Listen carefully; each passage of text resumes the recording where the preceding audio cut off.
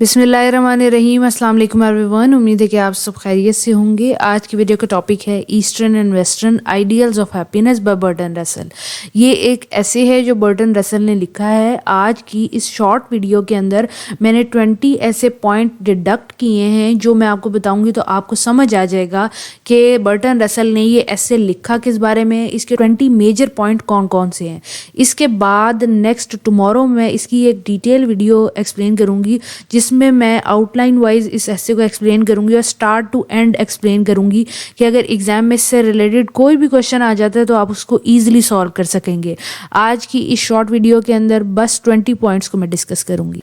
जो पहला पॉइंट मेरे पास मौजूद है वो यही है कि बर्टन रसल बेसिकली करते क्या हैं कि ईस्टर्न और वेस्टर्न जो कल्चर है उनको कंपेयर करते हैं। अब ईस्टर्न से मुराद क्या है कि चाइना और एशिया वाली तरफ, जैसे सब कॉन्टिनेंट इंडिया, पाकिस्तान, चाइना, ये हमारी ईस्टर्न कंट्रीज़ हो गई। इनका ईस्टर्न कल्चर होगा, इनके आइडियल ऑफ हैप्पीनेस के बारे में बताते हैं। फिर वो ये बताते हैं कि वेस्टर्न कंट्रीज़ कौन सी हैं, जैसे कि अमेरिका हो गया। तो अब इन कंट्रीज़ के आइडियल ऑफ हैप्पीनेस कौन कौन से हैं, यानी कि उनकी थॉट क्या है, उनका कल्चर क्या है अंग्रेज़ों का, और एशिया के लोगों की थॉट और उनका कल्चर क्या है। वो बताते हैं कि हैप्पीनेस जो है वो सबसे पहले तो लोग समझते हैं कि एब्सोल्यूट स्टेट है, लेकिन ऐसी बात नहीं है। ये इंडिविजुअल टू इंडिविजुअल वेरी करती है और ये सर्कमस्टांसिस टू सर्कमस्टांसिस वेरी करती है। हम ये समझते हैं कि हैप्पीनेस होती है तो सबको होती है, लेकिन ऐसा नहीं है। किसी को कम, किसी को ज़्यादा होती है, किसी मौके पे किसी को ज़्यादा और कम होती है। फिर वो कहते हैं कि ज़रूरी नहीं है कि हैप्पीनेस जो है वो मटेरियल पे डिपेंड करती हो, यानी कि ज़रूरी नहीं है कि अगर आप गाड़ी ख़रीदें तो आपको खुशी हो। आप अगर कुछ बहुत अच्छा खा लेते हैं या फिर आप किसी बच्चे को खेलते हुए देखते हैं या एक बच्चे को मुस्कुराते हुए देखते हैं तब भी आप हैप्पीनेस महसूस कर सकते हैं। ज़रूरी नहीं है कि आप पैसा ही खर्च करेंगे तो आपको हैप्पीनेस मिलेगी। फिर वो कहते हैं कि हैप्पीनेस एक इमोशनल स्टेट है और ये ऑब्जेक्टिव स्टेट नहीं है। हम कुछ करेंगे तो हैप्पीनेस होगा, ऐसा नहीं है। हैप्पीनेस कुदरती होता है। हैप्पीनेस आपको पार्क में बैठे हैं, ठंडी हवा चल रही है, आप उससे भी हैप्पी हो सकते हैं। तो ये एक इमोशनल स्टेट है। ज़रूरी नहीं है कि आप कोई काम करेंगे, कोई एफर्ट डालेंगे, कोई चीज़ अचीव करेंगे, कोई ऑब्जेक्टिव पूरा करेंगे तभी आपको हैप्पीनेस महसूस होगी। उसके बाद वो कहते हैं कि हैप्पीनेस एक एटीट्यूड है, डेस्टिनेशन नहीं है। ये मत सोचें कि आप अपनी ग्रेजुएशन कंप्लीट कर लेंगे तो आप हैप्पी हो जाएंगे। वो कहते हैं कि हैप्पीनेस एक नज़रिया है, एक एटीट्यूड है। हाँ, ये बात हकीकत है कि जब आप ग्रेजुएट हो जाएंगे, अपनी डिग्री कंप्लीट कर लेंगे तो आप खुश ज़रूर होंगे, लेकिन इसका मतलब ये नहीं है कि आप उससे पहले खुश नहीं हो सकते।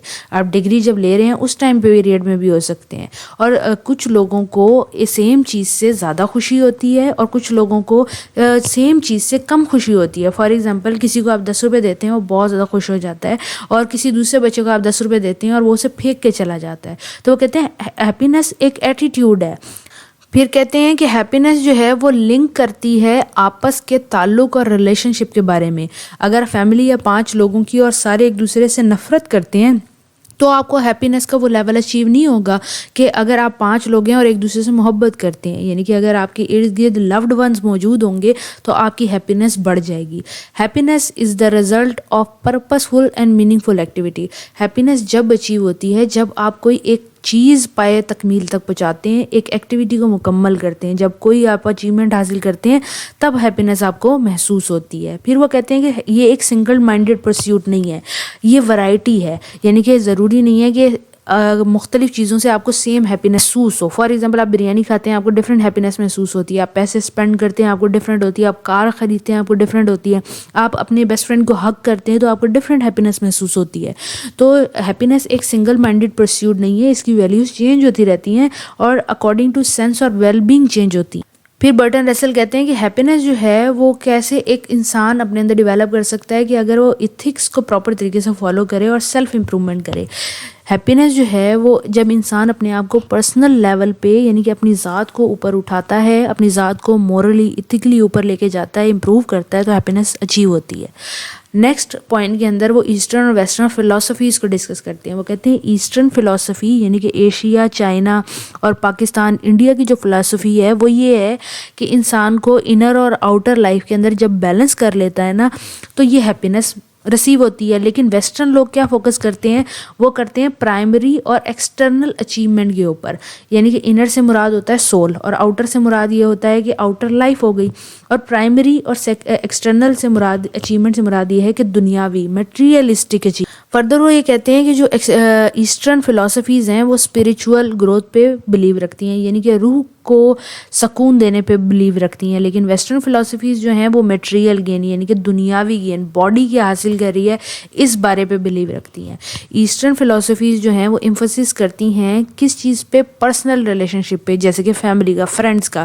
لیکن ویسٹرن فلاسفیز جو ہیں وہ ایمفسس کرتی ہیں پروفیشنل ریلیشن شپ پہ, کہ بھئی باس خوش ہو جائے, ہم ایک سیٹ آگے بڑھ جائیں. ایسٹرن فلاسفیز جو ہیں وہ لائف کو ایکسیپٹ کرتی ہیں, لائف پہ فوکس کرتی ہیں. لیکن ویسٹرن فلاسفیز جو ہیں وہ لائف کو فتح کرنا, کیا آگے بڑھنا, آگے بڑھو کسی طریقے سے, اونچے ہو جاؤ, اوپر ہو جاؤ کسی طریقے سے. ایسٹرن فلاسفیز جو ہیں وہ ہارمنی اور ہیومن کو نیچر سے کنیکٹ کرنے پہ, یعنی کہ انسان کو ذہنی سکون ہونا چاہیے, روحانی سکون ہونا چاہیے.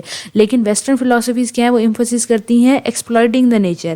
فار ایگزامپل ان کا کہنے کا مقصد یہ ہے کہ جو ایسٹرن لوگ ہیں وہ کھیتوں کھلیانوں میں رہنا پسند کرتے ہیں, وہ باغ بنانا پسند کرتے ہیں. لیکن ویسٹرن لوگ کیا ہے, وہ سٹیز بنانا پسند کرتے ہیں, مالے پہ مالا چڑھانا پسند کرتے ہیں, یعنی کہ بڑی بڑی بلڈنگز.